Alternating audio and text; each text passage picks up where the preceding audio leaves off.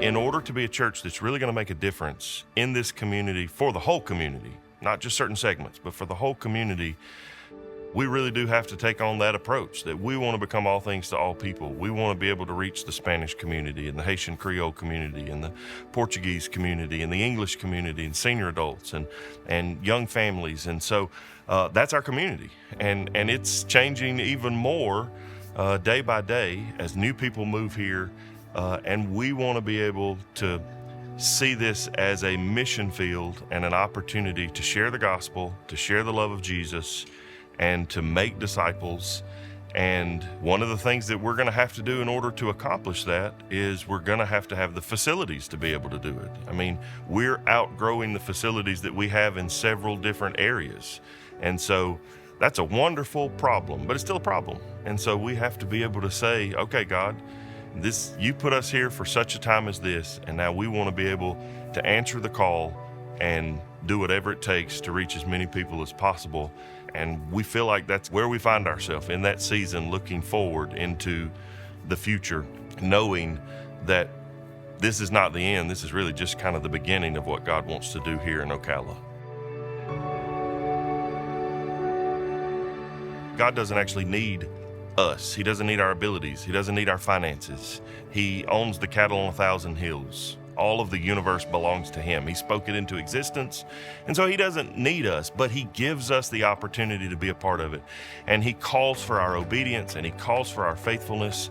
I get to be a part of what God is doing here in Ocala at College Road Baptist Church. And what a great time to be a part of this church family.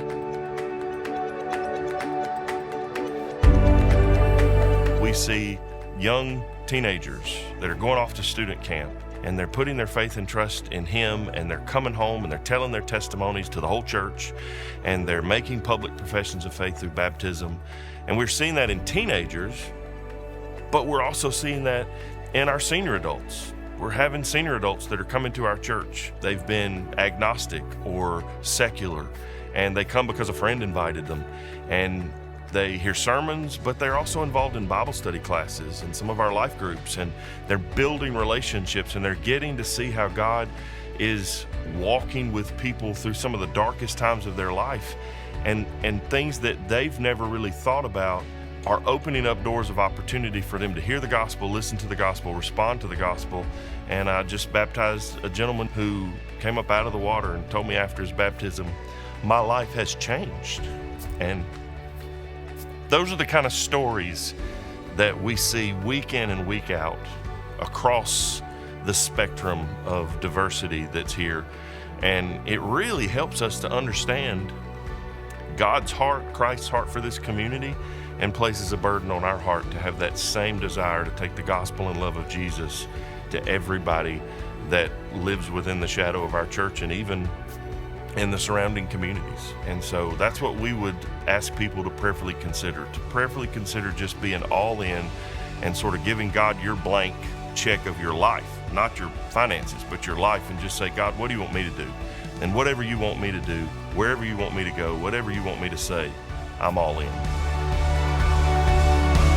We want to be one body united around one mission, and for his glory to build his church and to reach the lost.